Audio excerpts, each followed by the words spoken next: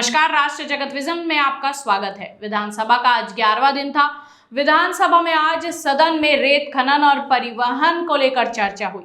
चर्चा में बीजेपी विधायक धर्मजीत सिंह ने इस्तीफा की चुनौती दे दी। आपको बता दें, आज सदन में रेत खनन को लेकर काफी लंबी चर्चा चली। आइए देखते हैं सदन की कार्रवाई। कि अगर बिना क्लियरेंस बस वही प्रश्न है के कर रहे हैं, उसमें निश्चित रूप से विभाग जब्ती बनाइए, कठोर कार्रवाई करिए, ये इनका प्रश्न है।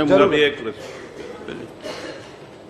अध्यक्ष महोदय, प्रश्न जांजगीर चांपा जिले का भर नहीं है। ये पूरे प्रदेश में रेत के खदानों को टेंडर में लेकर के मनमानी करने का ठेकेदारों की प्रवृत्ति है।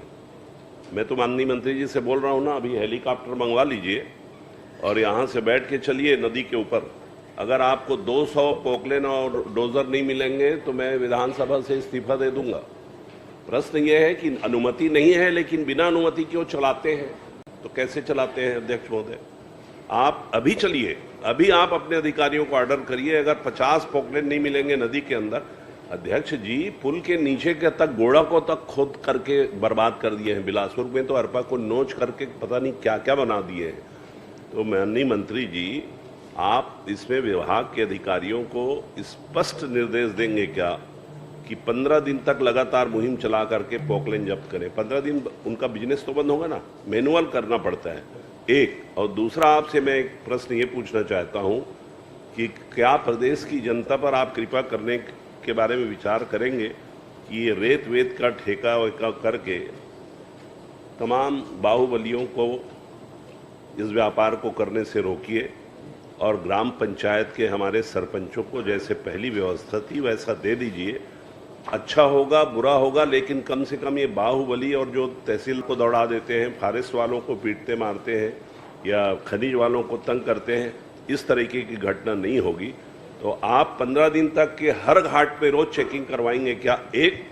और दूसरा, क्या आप विचार करेंगे कि इस प्रकार के इस ठेके को निरस्त कर दें? 200-250 करोड़ रुपये से ज़्यादा आता नहीं, पर तमाशा पूरा होता है अध्यक्ष महोदय।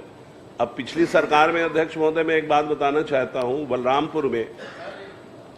बलरामपुर में रायबरेली के एक नेता को भेजा गया और ये कहा गया कि ठेकेदार ए है लेकिन ये बी उसमें 50% पार्टनर रहेगा।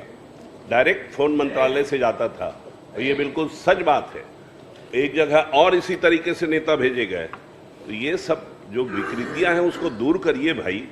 अब वही जवाब आप देंगे अगर वही सरकारी लिखा पढ़ी में नहीं, नियम में नहीं है, वहां कोई जब्ती नहीं हुआ है। 70,000 में लाओ ना, 70,000 लेते जाना, मैं रोज जाके उल्लंघन करके रेत निकालूंगा। क्या करोगे आप? ये कोई हल थोड़ी हुआ है। आप हल निकालिए, रेत के माफियाओं पर शिकंजा कसिए और इस प्रदेश की जनता को रेत उपलब्ध हो और रेत माफियाओं की दादागिरी खत्म कर दीजिए। ये आपसे मेरा निवेदन है। ऐसे ही ताजा तरीन खबरों से जुड़े रहने के लिए देखते रहिए राष्ट्र जगत विजन न्यूज। हमारे चैनल को लाइक और सब्सक्राइब करना ना भूलें। नोटिफिकेशन के लिए बेल आइकन जरूर दबाएं। नमस्कार।